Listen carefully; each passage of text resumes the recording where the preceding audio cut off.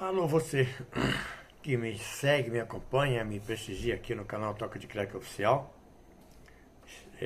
Vamos falar de um assunto que já é recorrente no nosso país, nosso estado, no nosso ambiente, mas continua acontecendo, que é exatamente o feminicídio, e principalmente no futebol. Mas antes de falar, eu queria que você nos ajudasse aí, deixe o seu like, curta, compartilha, comenta, se inscreva no canal, ative o sininho de notificações, indique o vídeo, acompanhe a nossa rede social, Instagram Toque de Crack Oficial, blog toquedecrackoficial.blogspot.com. Eu vou falar de feminicídio. O caso Bruno, o ex-goleiro Bruno, mostra para todos nós que o futebol e o Brasil é um mau exemplo para a família brasileira. O Bruno foi acusado de assassinato qualificado, sequestro, cárcere privado, lesão corporal. Foi condenado a 12 ou 20 anos, cumpriu um terço da pena, saiu, está aí solto em liberdade condicional, distribuindo autógrafos, jogando, fazendo comercial, dando autógrafos, eu já falei, enfim, fazendo o que ele bem entende, né? E aí a gente fica pensando, ele matou a ex-namorada, esposa, ou amante, ou amiga dele. E aí o Bruninho, filho dele, disse agora, essa semana, na segunda-feira, que ele não paga pensão há 4 anos. E perguntou, mas quem se importa? Ninguém se importa. Ele fez tudo isso, não paga pensão. E o caso do Bruno chama a atenção da gente para outros casos de feminicídio no Brasil, mas no futebol nos chama a atenção para a impunidade com alguns jogadores, como Daniel Alves, Robinho, Neymar.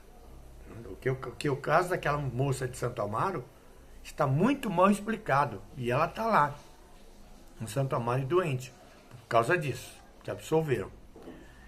E a gente fica vendo essas coisas acontecerem. Ele continua aí distribuindo autógrafos, continua passeando, livre, leve e solto, Marquês de Sapucaí. Nada acontece com ele. E isso gera o quê? Isso gera outras. Ângela Diniz, para a juventude de hoje, não sabe o que aconteceu com Ângela Diniz, que também foi vítima de feminicídio. Márcia Nakashima, Maria Barbosa de Souza, Eloá Pimentel, Marielle Franco, Julieta Hernandes. Esse foi o mais recente, isso foi em 2024. Todas essas mulheres foram vítimas de seus maridos, namorados, etc. E também influencia. Por que eu estou falando disso num canal de esportes? Porque esses jogadores que eu citei deveriam ser exemplo, mas não são. E isso suscita na mente daquelas pessoas maldosas, criminosas, outros casos, como Suzane von Richthofen, que com os irmãos Cravinhos matou os pais. Daniela Pérez, que foi morta pelo casal de colegas de profissão, Guilherme de Pádua, que já está morto, e Paula Tomás. Gil Rugai, que matou o pai e a família toda. O casal Nardoni, entre outros.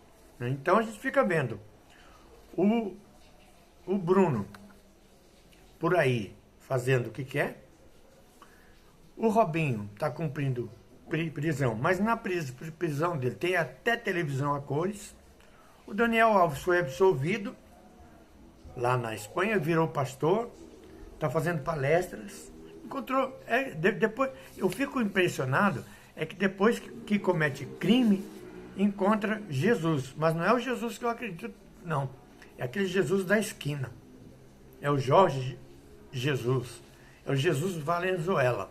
Deve ser isso. Porque o Jesus que eu conheço, que eu tenho fé nele, não é esse Jesus que esses caras encontraram, não. e certos pastores pregam aí diariamente. Então é bom que o pessoal novo veja que são jogadores que deveriam ser exemplos e são maus exemplos. Tivemos outros casos, mas esses foram os que mais marcaram.